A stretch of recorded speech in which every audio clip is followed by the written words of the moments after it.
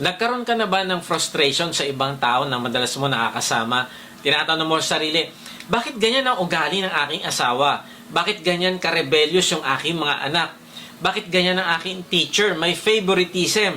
Bakit ang boss ko mandaraya? Bakit ang aking mga kasamahan sa trabaho hindi marunong mag-submit sa policy? Bakit may mga opisyal na ang ating gobyerno na gumagawa ng bagay na hindi naman dapat ginagawa? Sa mundo na puno ng maling gawi at negativity, madalas nating isisi ang pagkakasala at pagkakamali sa iba. Nagtuturo tayo palagi ng kamalian ng ibang tao, pero nakakalimutan nating tignan ang ating sarili sa salamin at itanong, ako ba ay nagiging mabuting impluensya sa aking kapwa? Nagagampanan ko ba ang pagiging asin at ilaw na inaasahan mula sa akin bilang isang Kristiyano? At dahil palagi tayong nakatingin sa kamalian ng iba, ay nakakaisip tuloy tayo na ihiwalay na lang yung ating sarili sa mundo. Mamundok na lang o kaya piliin na lang makisalamuha sa mga kapwa mananampalataya lang. Kaya lang ang tanong, ay ito nga ba ang panawagan sa atin ng Diyos? Kung sinasabi nating tayo ay mananampalataya at alagad ng Panginoong Hesus, ay ang paghiwalay ba ng ating sarili sa iba ang kalooban niya? No, hindi. Sa kabaligtaran, ang panawagan sa atin ng Panginoong Hesus ay maging mabuting impluensya sa ating mundo na naliligaw. Sabi sa Mateo 5:16, paliwanagin ninyo ng gayon ng inyong ilaw sa harap ng mga tao upang makita nila ang inyong mabubuting gawa at luwalhatiin nila ang inyong Ama na nasa langit. Wow, ibig sabihin ay napakaganda ng plano sa atin ng Diyos bilang ilaw sa harap ng mga tao. Tayong mga Kristiyano ang gagamitin niya para paliwanagin ang mundo. Tayong gagamitin niya upang magawa niya ang mabubuting gawa para sa ikapapakinabang ng mga taong nasasaktan, naguguluhan, naliligaw at nahihirapan. Tayo ang kanilang magiging inspirasyon. Ang buhay natin ang magbibigay sa kanila ng pag-asa dito sa mundo na puno ng korupsyon, pagkakanya-kanya, galit, pagmamataas sa sarili at kawalan ng interes na makilala ang Diyos. Kaibigan, ikaw at ako ay hindi magtatago o ihihiwalay ang sarili sa mundo, kundi tayo ay tinawag upang magkaroon ng mabuting influence sa ibang tao. Narealize ko kapag hindi tayo kumilos, ay pati ang ating mga anak ay maiimpluwensyahan ng mundo. Naalala ko nung ako'y nasa high school, doon ako na-impluwensyahan ng aking mga kaklase na uminom, manood ng pornography, mag-drugs, lahat halos ng klaseng drugs ay natikman ko. Ang ibang naging kaibigan ko naman, mas matanda sa akin ay na-impluwensyahan nila ako na maniwala na ang tanging kailangan ko lang daw sa mundong ito ay yumaman. Magkaroon ng maraming ari-arian at magkaroon ng mas maraming babae. Mas marami, mas masaya. At habang nakakaedad ako, ito talaga yung naging mindset ko sa buhay. Pero buti na lang at merong isang ilaw na nagliwanag sa madilim kong direksyon. Ito yung aking kapatid at bayaw na nakakilala naman sa Panginoong Hesus. Sila ang nagpakilala sa akin sa Diyos at dito nagbago ang buhay ko. Mula sa magulong buhay na puno ng frustrations at kawalan ng direksyon, ay pinalitan ito ng Diyos ng isang buhay na may meaning at purpose na hindi mapapantayan ng kahit anong dami ng babae, droga, alak at kayamanan at iba't ibang pleasure ng mundo. Pero ito yung totoo, hindi ako malilipat mula sa kadiliman papuntang kaliwanagan kung walang mga taong tumugon sa panawagan ng Diyos na maging ilaw sa mundong ito. Kaya nga, ikaw at ako na nilipat sa kaliwanagan, ang inaatasan naman ngayon ng Diyos na maging mabuting impluensya sa iba. Tayo ay magpapatuloy sa ating serye na pinamagatang Be Intentional, Be Your Potential. Nasa part 3 na tayo. Ang title natin ngayon ay Expand Your Influence. Be Salt and Light. Last week, part 1, ay pinag-usapan natin na dapat nating alamin ang value natin sa Diyos upang magawa natin yung ating potential. Tayo ay God's masterpiece, God's design, at God's purpose. Sobrang halaga pala natin sa Diyos na maingat niya tayong pinlano at meron siyang purpose para sa atin. Tapos, last week, part 2, pinag-usapan natin na kailangan nating isabuhay yung ating purpose. Ano yun? Tayo ay ambassadors o representative ng Diyos dito sa mundo. Tayo ay ambassador of salvation, ambassador of righteousness, at ambassador of love. Ngayon naman ay pagtutuunan natin ng pansin kung paano palalawakin yung ating impluensya sa pamamagitan ng pagiging asin at ilaw sa mundong ito. Ang Diyos ay nagdisenyo sa atin upang maging kanyang agent ng pagbabago dito sa ating mundo. Tapusin mo, mensahe na ito kaibigan, kasi ito magbibigay sa iyo ng direksyon kung paano ka mag-iiwan ng mabuting legacy sa ating mundo. Magandang araw muli mga ka-What G. Salamat sa Diyos sa inyong pagsubaybay sa mga mensahe ng ating Diyos dito sa ating vlog na may bagong upload every Monday 6 p.m. Sa mga hindi pa nakakilala sa akin, ay ako po si Kuya Mike. Ang calling po sa akin ng Diyos ay magbahagi ng kanyang salita sa paraang mas madaling maiintindihan ng mga manonood. Salamat din pala sa mga bagong members ng ating online discipleship group. Kung gusto mo sumali sa discipleship group, mag-type ka lang ng join sa comment section. Sa mga gustong mag-lead naman ng online discipleship group, ay message nyo lang kami. Type nyo ang salitang lead at magre-reply kami para sa link ng registration.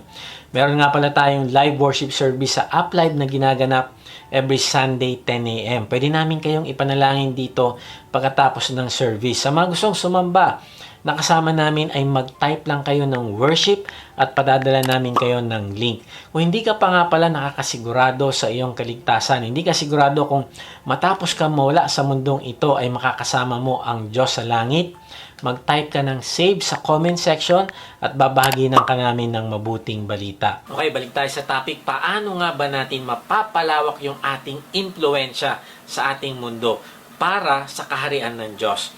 May tatlo tayong point, IGR. Number 1, you are to be impactful. Number 2, you are to be glowing. And number 3, you are to be reflecting Jesus. So pag-usapan natin ang number 1, you are to be impactful. Ang buhay mo ay inaasahan ng Diyos na magkakaroon ng malakas na epekto sa buhay ng mga taong nakapaligid sa iyo. Sabi sa Matthew 5:13, kayo ang asin ng lupa, ngunit kung ang asin ay tumabang, paano maibabalik ang alat nito? Wala na itong kabuluhan, maliban sa itapon sa labas at tapakan ng mga tao. Pansinin natin na ang sinabi dito ay, kayo ang asin ng lupa. At hindi sinabi na ang Panginoong Yesus ang asin, kundi tayo daw lahat na alagad niya. Ang ibig sabihin pala ay ikaw ang magiging dahilan para hindi tuluyang bumagsak sa kasamaan ang mundo.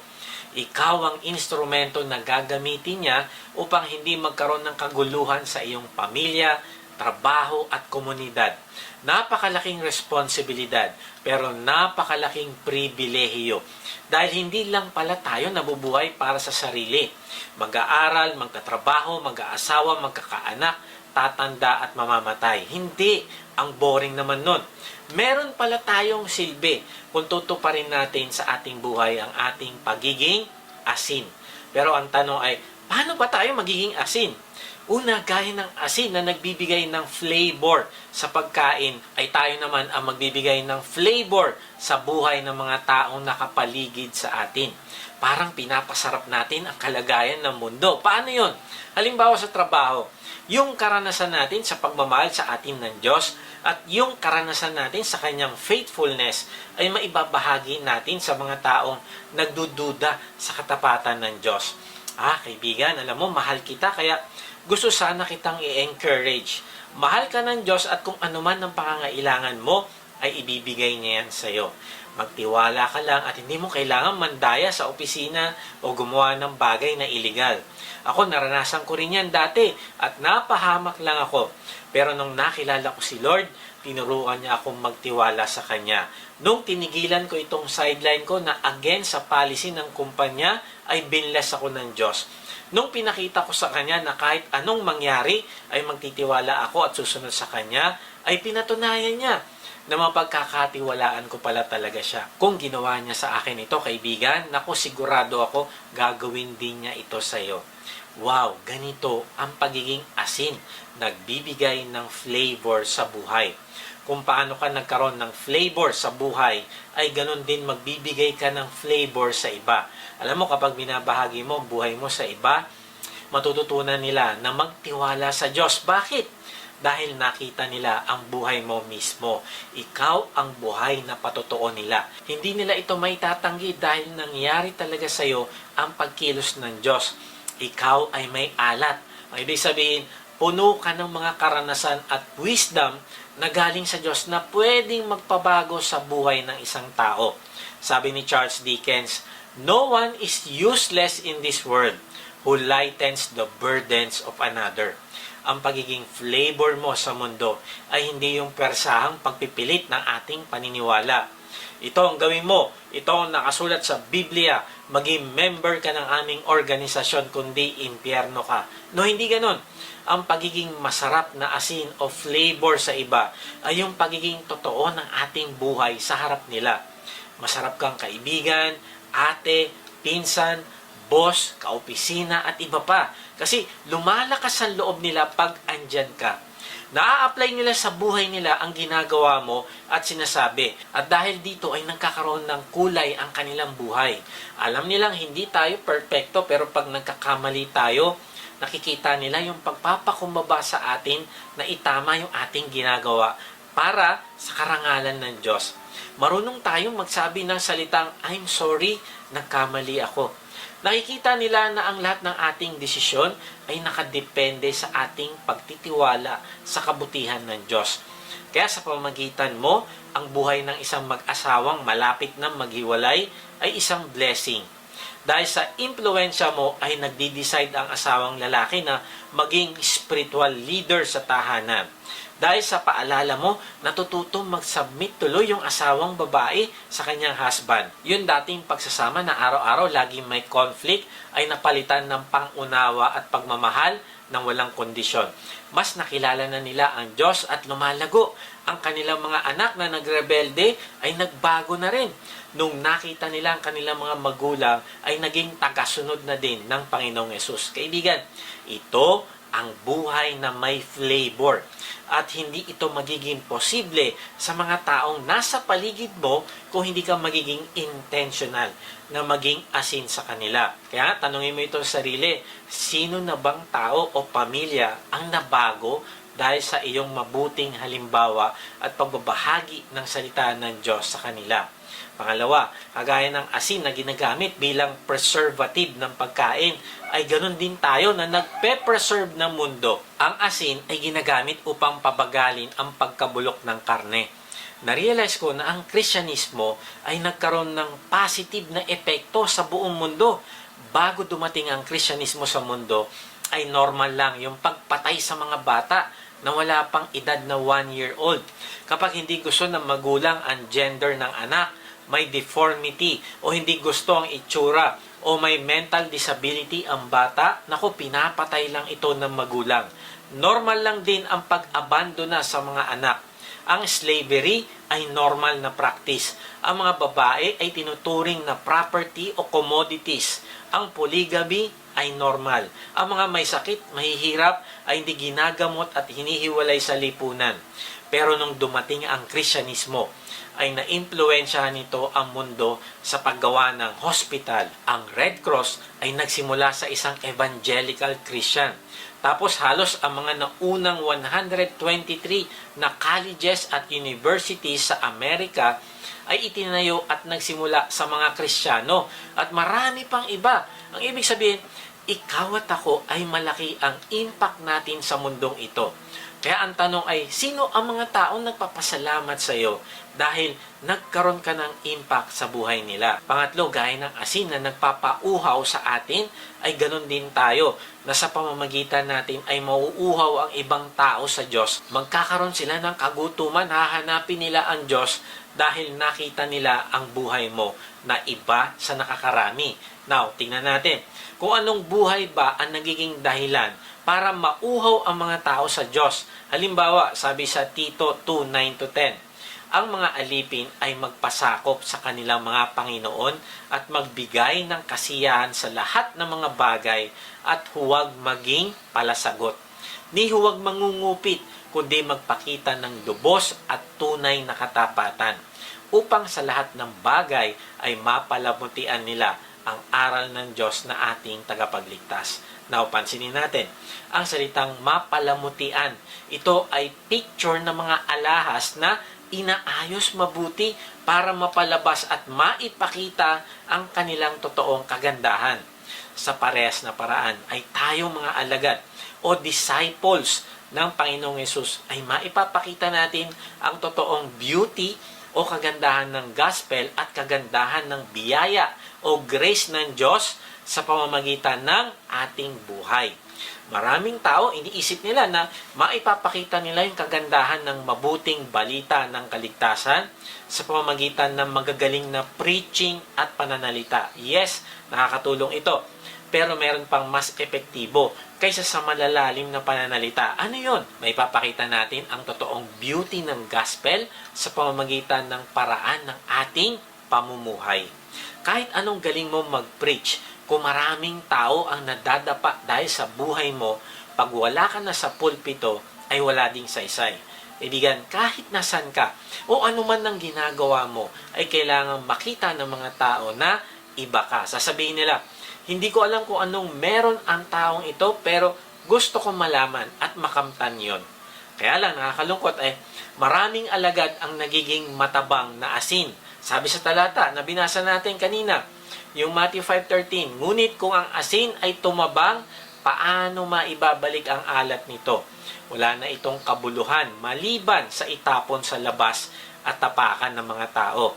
Ang point dito ng Panginoong Yesus ay kapag huminto tayo maging asin, huminto tayo maging mabuting impluensya sa mga tao, sa kultura at society, ay tayo ay worthless, useless, at dapat itapon at hayaang tapakan ng mga tao. Kaya nga, anong pakinabang na sasabihin ng isang tao, Kristiyano ako o alagad ako ng Panginoong Yesus, pero wala naman tayong concern sa spiritual na kalagayan ng mga taong nasa paligid natin? Anong saysay na sasabihin mo, mahal mo si Lord, pero hindi ka intentional na maapektuhan mo ang ibang tao sa pamamagitan ng iyong pananalita, aksyon at pagmamahal?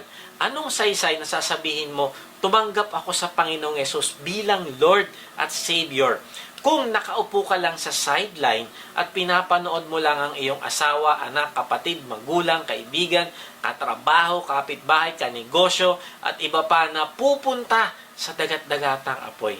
Alam mo, sabi sa talata ay walang saysay, worthless. Alam mo, pag naisip ko yung pagbabalik ng Panginoong Yesus, dalawa ang tinatanong ko sa sarili. Nagawa ko na ba lahat ng layunin na binigay sa akin ng Diyos? At pangalawa, ang mga nagawa ko ba para sa kaharian niya ay lasting fruit? May mga tao ba na totoo nagbago at nagmultiply para sa kaharian niya? O ang mga ginagawa ko ay hindi naka-align sa inutos niya sa akin? At dahil dito, ay ayoko pa siyang bumalik dahil gusto ko pa mag-double time na magawa ang mga pinapagawa niya sa akin. Pero alam mo, ang pinakakinakatakutan ko ay ang masayang ang buhay ko at hindi ako magkaroon ng impact sa iba para sa kaharian ng Diyos. Kaya kaibigan, you are to be impactful. Siguraduhin mo na hindi ka tatabang o mawawalan ng lasa. Pero paano ka naman mawawalan ng alat o tatabang kapag hinayaan mo haluan ang buhay mo ng mundo? Sabi sa Romans 12:2, huwag kayong makiayon sa takbo ng mundong ito. Sa halip, hayaan ninyong baguhin ng Diyos ang inyong pag-iisip upang maunawaan ninyo ang kanyang kalooban. Sa gayon, magagawa ninyo kung anong mabuti, kalugod-lugod at ganap na kalooban ng Diyos. Kaibigan, huwag mo hayaang ang mundo ang mag-dictate sa'yo kung ano ang tama at mali. Hanapin mo ito sa Diyos, hanapin mo ito sa salita niya. Huwag ka makiayon sa mundo. Huwag mo ito ihalo sa sarili. Bakit? Kasi tatabang ka. at mawawalan ng alat. Makokontaminate ka at mawawalan ng kabuluhan sa mundo. Huwag mong hayaan na ikaw ay itapon at tapakan dahil ang buhay mo ay hindi na nagiging flavor at hindi na nagiging preservative. Kaya kaibigan, tanong natin ito sa sarili. Ikaw ba ay contaminated Christian o salty Christian? Sabi ni Billy Graham, I would not change places with the wealthiest and most influential person in the world. I would rather be a child of the King, a joint heir with Christ, a member of the royal family of heaven. Kaibigan, huwag kang makiayon sa mundo. Noong 1700 ay ang French culture ay nasa proseso ng pagkabulok. Walang katarungan sa gobyerno. Ang simbahan ay corrupted din. Matindi ang slavery. Ang mga mahihirap ay inaapi. Ang hari ay hindi pinapansin ang problema na nagbunga tuloy ng revolusyon na ikinamatay ng 40,000 na tao. Samantalang sa kabilang panig naman, ang English culture ay nabubulok na din. Alcoholism, prostitution, violence, at slave trade.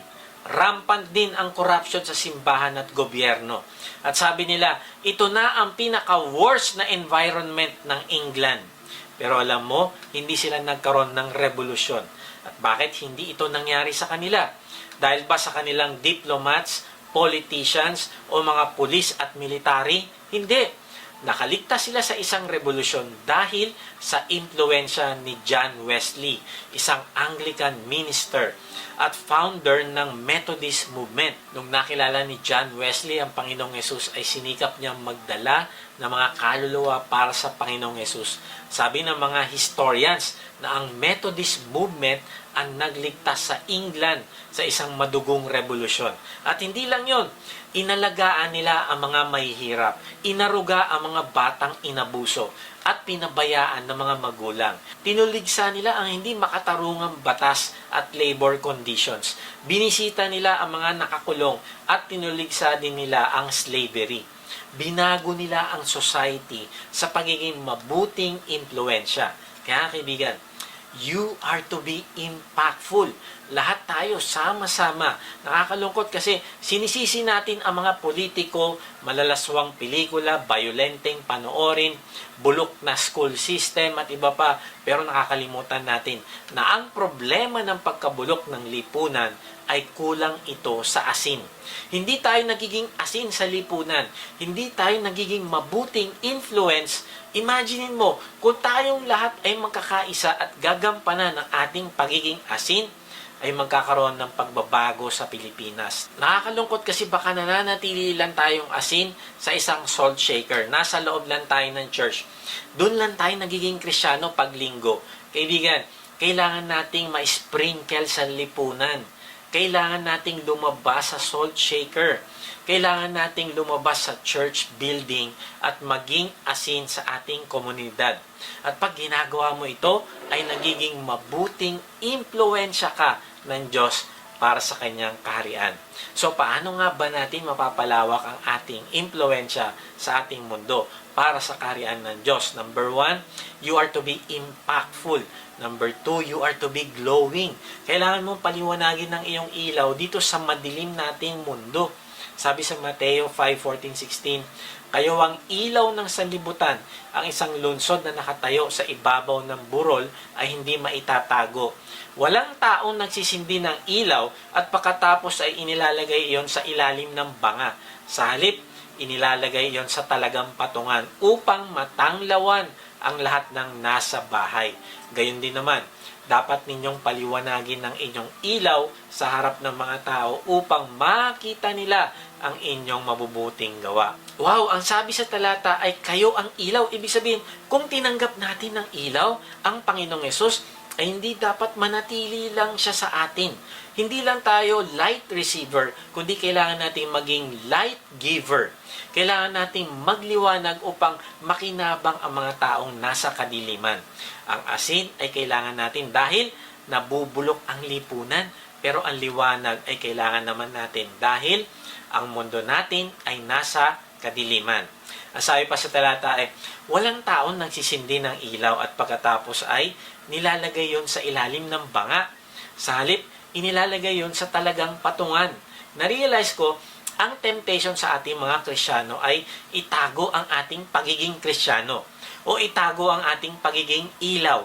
Kaibigan, hindi kailanman nagdisenyo ang Panginoong Hesus ng mga secret agent o secret Christians. Mali, ang mga alagad ng Panginoong Hesus ay may mga katangian na galing sa Diyos na kailangan makita ng mga taong nasa dilim. Then, sabi pa sa verse ay, inilalagay ang ilaw sa patungan upang matanglawan ang lahat ng nasa bahay. Ang ibig sabihin, ang pagiging ilaw mo at ako ay para sa lahat ng area ng buhay natin. Maring mabuti ang pakikitungo mo sa ibang tao, pero pagdating sa iyong asawa ay hindi. Maring nagliliwanag ka sa D-group o iba't ibang ministry, pero napapabayaan mo naman ang iyong mga anak. Maring umiilaw ka sa paglilingkod sa iyong church, pero pagdating sa opisina ay maraming nadadapa sa iyo. Ang sabi sa talata ay, ipoposisyon mo ang iyong sarili na maliliwanagan mo ang lahat ng nasa iyong bahay o sa lahat ng aspeto ng iyong buhay. Pag sinabi na ipapatong mo sa talagang patungan ng iyong ilaw, ay hindi mo itatago ang iyong ilaw kahit nasan ka.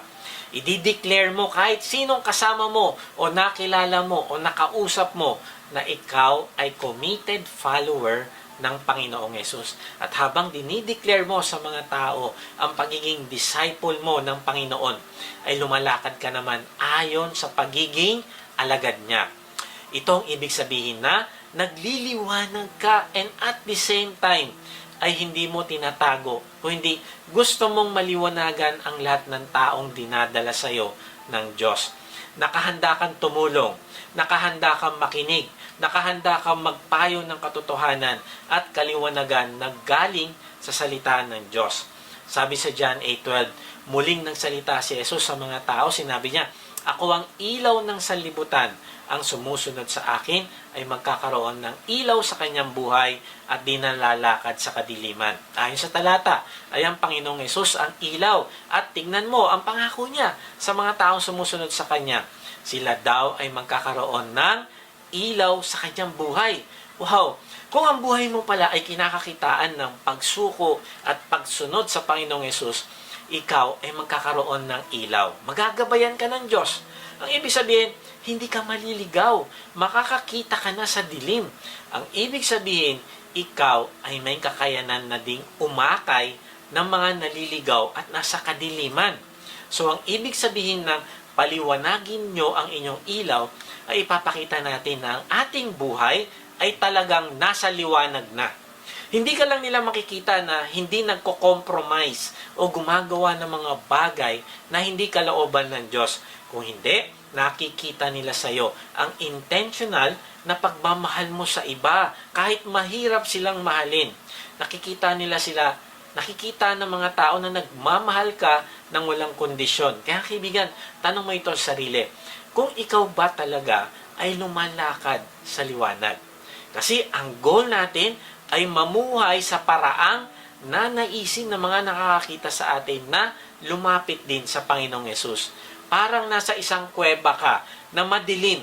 Hindi mo alam ang daan palabas at desperado ka na kasi wala ka talagang naaaninag hanggang sa may isang taong nagbukas ng flashlight. At sinabi sa'yo, dito ang daan palabas.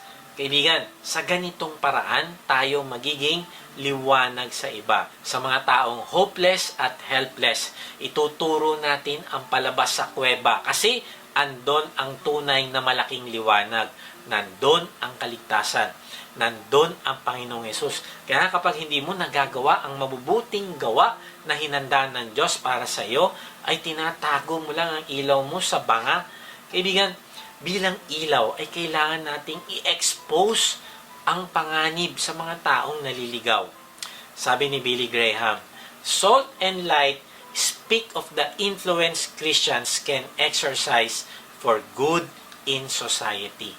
Sabi sa Ephesians 5:6-10, huwag kayong padaya kanino man sa pamagitan ng mga pangangatwirang walang kabuluhan, sapagkat dahil nga sa mga ito, ang Diyos ay napopuot sa mga suwail. Ang madilim na mundo natin ay nag-a-attempt palagi na dayain tayo. Walang masama sa gagawin mo. Gusto mo lang naman lumigaya, kaya gawin mo yan. Kahit saan ka lumingon ay makikita mo na ginagawa naman yan ng iba. Mas marami nga gumagawa niyan kaysa sa hindi. Masyado ka lang conservative. Kaibigan, pangatwirang walang kabuluhan yan o foolish talk. Hindi porket maraming gumagawa ng mali ay nagiging tama ito. Kaibigan, ikaw ay ilaw. Binigyan ka ng kakayahang ma-recognize mo ang totoo at hindi. Binigyan ka ng kapangyarihang humindi sa kasalanan at palitan ito ng maka-Diyos na gawain. Then, sabi pa sa susunod na talata, kaya't huwag kayong makisama sa kanila. Dati, kayo'y nasa kadiliman, ngunit ngayoy nasa kaliwanagan na, sapagkat kayo'y nasa Panginoon. Mamuhay kayo ngayon ng nararapat sa mga taong nasa liwanag. Kaibigan, kung ikaw ay nanampalataya sa Panginoong Yesus, ikaw ay inilipat na ng Diyos sa kaliwanagan. At dahil dito, ay inuutusan ka ng Diyos na mamuhay ka na ng kagaya ng isang anak ng Diyos na nasa kaliwanagan. At bakit daw kailangan nating mamuhay sa kaliwanagan? Sabi sa susunod na verse, sapagkat pawang mabuti, matuwid at totoo ang ginagawa ng namumuhay sa liwanag. Sikapin ninyong matutunan kung anong kalugod-lugod sa Panginoon. Wow, ang sabi dito ay ang mga taong nilinis at inilipat sa kaliwanagan ay dapat gumagawa na ng mabuti, matuwid at totoo. Tuloy-tuloy na nagsisikap na malaman ang mga kalooban ng Diyos upang ito ay magawa niya. At kapag ginagawa niya ito, naku, siya ay nagliliwanag. Sabi ni Charles Swindoll, tatagalugin ko na lang, kapag ikaw ay naninirahan sa kadiliman, ay hindi lang wala kang ilaw. Kung hindi, hindi mo din alam ang pauwi sa iyong tahanan. At ganun din ang mga tao sa mundo. Pinapanganak, palalakihin at mamamatay na hindi man lamang nila nasumpungan ang ilaw ng pag-asa. And then sabi pa ni Charles, nung nalaman ko ito ay masyado akong nawawalan ng pasensya sa mga Kristiyano na walang ginagawa kundi pailawin ang sarili nila. Meron pa silang flashlight parties na ginagamit nilang pang-ilaw sa bawat isa. Sobrang dami ng ilaw na iniimbak lang nila.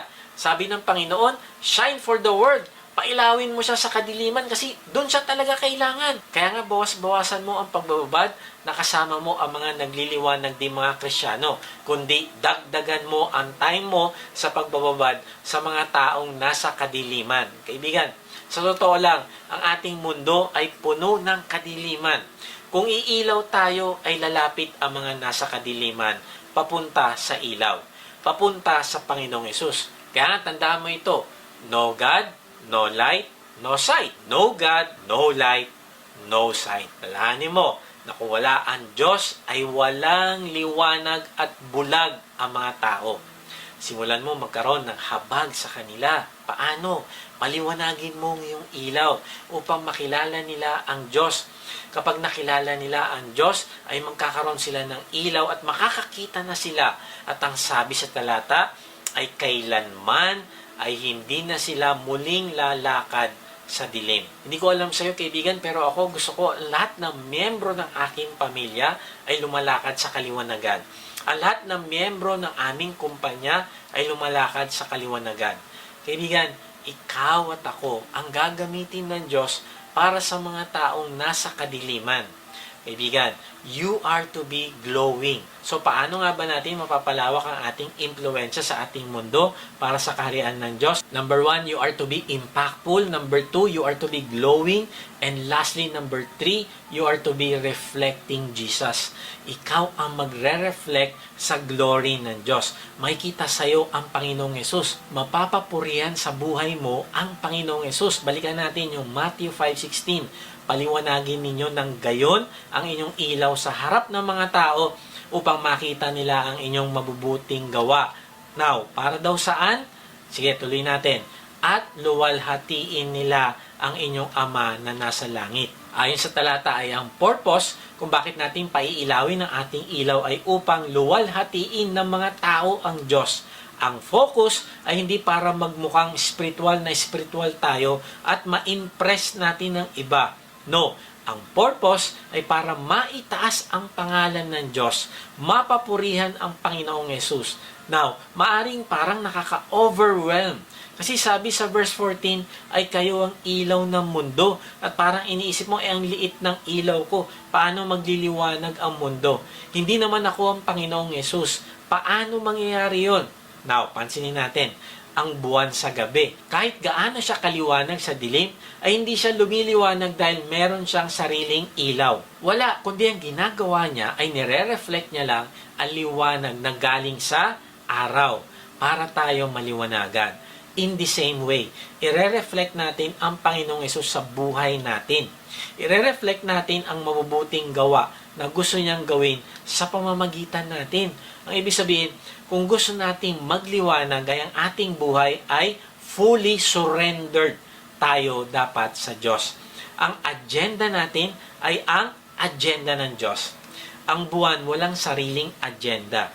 Ang agenda niya ay i-reflect ang liwanag ng araw. Kaya nga kung gusto mo i-reflect ang Panginoong Yesus sa buhay mo, ay ang agenda niya ang iniisip mo sa tuwing kaharap mo ang ibang tao. Lord, ano ang gusto mong gawin ko sa sitwasyon na ito? Hindi kanya kilala. Hinihikayat niya akong i-shortcut na lang ang trabaho namin para ma-meet ang deadline. Pero hindi ito ang pagbibigay ng best namin sa iyo. Paano ko sasabihin sa kanya na nagtatrabaho kami hindi para sa aming boss, kung hindi nagtatrabaho kami para sa iyo at para luwalhatiin ka sa buhay namin. Lord, paano ako magiging ilaw dito sa aking mga kasamahan na may conflict sa isa't isa? Paano ako hindi magiging bias? Gusto ko malaman nila na mahal ko silang pareho. Paano ako magiging peacemaker? Gaya ng sinasabi mo sa akin, Lord. Ang agenda mo ang masusunod dapat at hindi ako. Gusto kong pumanig sa isa pero hindi pwede. Paano ako magliliwanag para mai-reflect kita, Lord? Lord, ang isa kong relative nagsisimula na namang magsalita ng negatibo tungkol sa isa naming kamag-anak na wala dito sa aming reunion. Paano ko iibahin ang topic at magsasabi ng positive tungkol sa isa naming kamag-anak at ipaalam din sa kanila na lahat naman kami ay makasalanan at walang perpekto. Pero kahit ganon, ay pinatawad mo pa din kami. Lord, yung kaibigan ko gusto nang mag-suicide. Paano ako magiging ilaw sa kanya? Busy ako. Marami akong gagawin. Kaya lang ang sabi mo, ang buhay ko ay dapat maging flavor para sa iba. Tulungan mo akong mag-encourage sa kanya na makita niya na mahal ko siya. Alam mo, kung ang buhay mo itinatalaga mo para maging kapakinabangan sa iba, para sa glory ng Diyos, ikaw ay nagiging ilaw sa mundo at nire-reflect mo sa buhay mo ang Panginoong Yesus. Imaginein mo kung lahat tayo na nagsasabi na alagad ng Panginoong Yesus ay nagre-reflect ng Panginoong Yesus sa pamamagitan ng ating mabubuting gawa at pananalita, ay magliliwanag ang madilim nating mundo. Kapag pinag-aaralan natin ang history ng Christianity, naku, makikita natin yung mga taong nagpabago ng mundo. Simula sa mga kilalang teachers at theologians na sila Wycliffe, Hus, Luther, Calvin, Knox, Edwards, Spurgeon at marami pang iba. Sila ang mga agent of change. At hindi lang mga pastors kasi maraming Christians, artists, musician, scholars, politician ang naging instrumento ng Diyos para sa mabuting balita ng kaligtasan. Lahat sila naintindihan nila kung ano ibig sabihin ng maging asin at ilaw. Kaibigan, kahit anong kalagayan mo ngayon, ikaw ay kasama sa mga tinalaga ng Diyos na mag-prevent ng kabulukan at magpaliwanag sa ating mundo. Simula sa pastor hanggang sa mga tubero, simula sa elders hanggang sa electrician, simula sa D-group leaders hanggang sa delivery man, kahit ano ka pa, ikaw ay gagamitin ng Diyos para magkaroon ng malaking impluensya sa mundo. Si Clarence W. Hall ay isang reporter. Siya ang nagko-cover ng American troops na nagpunta sa Japan noong 1945. Kasama niya yung kanyang driver nung sila ay napadaan sa isang bayan sa Okinawa. Napakaraming bayan doon sa Okinawa. Halos lahat ay talagang hindi mo gugustuhin na manirahan doon. Pero itong isang bayan na ito, kakaiba. Sabi niya sa kanyang report na kahit saan kami magpunta doon sa bayan na yon, Ay nako, niningitian kami ng mga tao, wini-welcome kami at pinapakita sa amin ang kanilang bahay. Pinasyal din nila kami sa kanilang taniman na napakaganda. Pinasyal din kami sa kanilang mga bodega ng bigas, prutas at gulay. Pinakita din sa amin ang kanilang plantasyon na asukal. Tapos sabi niya pa sa report niya, na wala silang kulungan sa bayan na yon. Walang mga lasing na tao, walang divorce na nangyayari sa pamilya. At tinanong ng reporter kung bakit ganun ang kanilang village. Sinabi nila na 30 years ago ay may isang Amerikano na missionary ang nagpunta sa kanilang bayan. At habang naninirahan siya doon, ay may dalawang matatandang pinuno ng kanilang bayan ang binahaginan niya ng kaligtasan. Nakilala nila ang Panginoong Hesus at lumago. Nung umalis ang missionary, ay nag-iwan ito ng isang Japanese Bible. Ang dalawang matanda naman sa kanilang bayan ay patuloy na nag-aral ng salita ng Diyos at itinuro din nila ito sa mga tao sa kanilang bayan at nakakilala sila sa Panginoong Hesus. Alam mo, yung driver ni Hall ay gulat na gulat sa kaibahan ng tao doon kaysa sa ibang bayan. Sabi niya, ito pala yung nagagawa ng isang Bible at dalawang matanda na gustong mabuhay ng gaya sa Panginoong Hesus. Kaibigan, kung ginamit ng Diyos na ilaw ang dalawang matanda sa pagbabago ng isang bayan, ay ibig sabihin, walang huli sa Diyos. Kahit ano pang kalagayan mo ngayon, kung sisimulan mo lang na ang agenda ng Diyos ang gagawin mo at hindi ang agenda mo, ire-reflect mo ang buhay ng Panginoong Hesus sa paligid mo, ikaw ay magkakaroon ng impact sa iyong asawa, anak, magulang, kaibigan, kapitbahay, komunidad at iba pa. May isang pastor na nagkwento tungkol sa isang miyembro ng kanyang kongregasyon. Itong taong ito ay na-bankrupt, nalugi ng sobrang laking pera. Kaya siya din ay nagkautang sa maraming tao. Alam mo, sabi nung pastor, paano ka nabubuhay sa dami mong utang at nalugi na negosyo? Tapos palagi ka pang nakangiti. Paano ka nagiging passionate sa pagbabahagi sa Panginoong Hesus sa iba, gayong ang dami mong problema sa sarili mong buhay? Sabi ng lalaking pastor, sa susunod na pumunta ka sa bahay, papakita ko sa iyo kung paano. Na-curious yung pastor, kaya hindi nagtagal, nagpunta ito sa bahay ng lalaki. At sabi ng lalaki, halika, papakita ko sa iyo, pastor, kung saan ako humuhugot ng lakas. Dinala siya nito sa isang parte ng bahay na kung saan naroon ng isang malaking painting. Isa itong simpleng Bible character painting na kung saan naroon nakatayo si Daniel sa loob ng kulungan ng mga gutom na leon. At doon sa painting na yon ay hindi natutulog yung mga leon, kung hindi nagngangalit yung kanilang mga ipin. Nakalabas ang kanilang mga kuko na handang sunggaban si Daniel. At sa pagitan ng mga leon at ni Daniel ay may liwanag na galing sa taas. Tapos sabi nung lalaki, pastor, tignan mo ang mga mata ni Daniel. At nakita nung pastor na nakatingin si Daniel sa taas sa pinagmumulan ng ilaw. Alam mo, pastor, ang nagbibigay sa akin ng lakas sa gitna ng maraming problema ay ganito. Si Daniel ay hindi nakatingin sa mga leon na gustong lumapa sa kanya. Siya ay nakatingin sa taas sa ilaw na pinanggagalingan ng liwanag. Kaya nga, pag napapaligiran ka ng problema, huwag ka mag-focus sa leon, kundi mag-focus ka sa ilaw. Ito ang magpapawala ng iyong depresyon. Ito ang magbibigay sa iyo ng tapang. Kaya tandaan mo, ang Panginoong Hesus ang totoong ilaw. Pero kailangan natin siyang i-reflect sa ating buhay upang ang paningin ng mga taong nahihirapan, nasasaktan at nanghihina ay hindi sa problema, kundi matututo silang tumingin sa pinagmumulan ng liwanag natin. Matututo silang magtiwala na may pag-asa, may liwanag at pwede silang lumabas sa kadiliman. Kaibigan, lahat tayo ay nangangailangan ng liwanag dito sa madilim na mundo natin. Hindi tayo magkakaroon ng makabuluhang buhay ng hiwalay sa Panginoong Hesus. Marahil kinausap ka ng Diyos ngayon at gusto mo ding makawala sa dilim. Kaibigan, tumingin ka sa Panginoong Hesus. Siya ang ating ilaw. At gusto niyang alisin ka sa dilim at ilagay sa liwanag, doon sa kanyang kaharian. Kung ito nais mo, ay aminin mo sa kanya ang iyong kasalanan at manampalataya ka na siya ang nagbayad ng iyong mga kasalanan. Kahit nasan ka ngayon, ay ipahayag mo ang iyong pananampalataya sa Kanya sa pamamagitan ng panalangin. Sabihin mo sa Kanya, Panginoong Yesus, inaamin ko po na ako'y makasalanan. Patawarin mo po ako. Nananampalataya po ako na ikaw ang nagbayad ng lahat kong kasalanan sa krus. Ngayon nga ay binubuksan ko ng aking puso. Pumasok ka at manahan sa akin.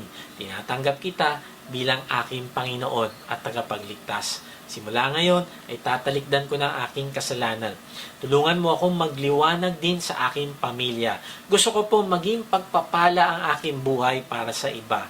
Amen. Kung sumabay ka sa panalangin natin bilang pananampalataya at pagtanggap mo sa Panginoong Yesus, ay mag-iwan ka sa comment section ng salitang accept para makilala ka namin at masama sa aming panalangin para sa iyong paglagong spiritual. Kung na-bless ka naman sa message na ito, ay inaanya kitang mag-subscribe sa aking YouTube channel upang ma-notify ka pag may bago na kaming video. Ibahagi mo din ang mensahe na ito sa iba ng mga nanghihina, nangangamba sa buhay at nasa kabigatian upang ma-encourage sila na lumapit sa Diyos na nagmamahal sa atin. Kung gusto mo namang mas makilala pa ang Diyos, sumama ka lang sa aming online discipleship group. Type mo lang ang salitang join sa comment section. Kung napapanood mo naman ito sa Facebook, ay click mo lang yung send message at type mo doon ang salitang join. At may magre-reply sa iyo para sa link ng registration form. Salamat nga pala sa mga regularly na nagsusupport sa ating ministry. At kung gusto mong maging partner sa ministry na ito, na magamit ka ng Diyos sa pagpapalaganap pa ng kanyang salita at pagtulong sa mga nangangailangan, ay inaanya kita mag-support financially sa ating gawain. Meron tayong link ng donation page sa baba ng description. Pag hindi nyo nakita ang link, ay mag-type lang kayo ng partner sa comment section at papadala namin kayo ng link. Sa ating pagtatapos ay iwan ko ito sa inyo. Sabi ni Treat Prince, though small and often unseen, there are countless moments in your day in which you can be salt and light in this world. Kaibigan, be intentional, be your potential. May potential ka na magdingning sa harap ng mga tao kung magiging intentional ka na samantalahin mo yung mga maliliit na opportunity para maging asin at ilaw sa buhay ng ibang tao. Paano? Una, you are to be impactful. Kailangan mo magkaroon ng malakas na epekto sa buhay ng mga taong nasa paligid mo. Na ikaw ang magiging dahilan para magkaroon ng flavor ang matabang na marriage. Ikaw ang magiging dahilan para mag-prevent ng maling gawain. Pangalawa, you are to be glowing. Lumiliwanag ka na gustong-gusto kang makasama ng mga tao dahil meron kang kakaibang wisdom na hindi nauunawaan ng mundo. Gusto ka nilang makasama dahil puno ka ng mabubuting gawa at ito ang nagiging inspirasyon nila upang sumunod din sila sa Diyos. At panghuli, you are to be reflecting Jesus. Ang pinaparangalan mo sa iyong buhay ay ang Diyos. Ang dahilan ng lahat ng pagtulong, pagtuturo, paggawa ng alagad, pagme-mentor sa iba, pagtsatsaga, pagpapahaba ng pasensya at iba pa ay dahil gusto mo na purihin nila ang Panginoong Yesus. Gusto mo na makita nila kung gaano kabuti ang Diyos. Ang bida ay ang Panginoong Yesus at hindi ikaw. At pag ginagawa mo ito, ay ikaw ay kabilang nasa solusyon ng lipunan. Hindi mo nasasabihin bakit sila ganyan, dapat ganito. Hindi, kasi ikaw mismo ay magsisimulang magbago para sa ikabubuti ng lahat. Kaya nga, expand your influence. Be salt and light. God bless.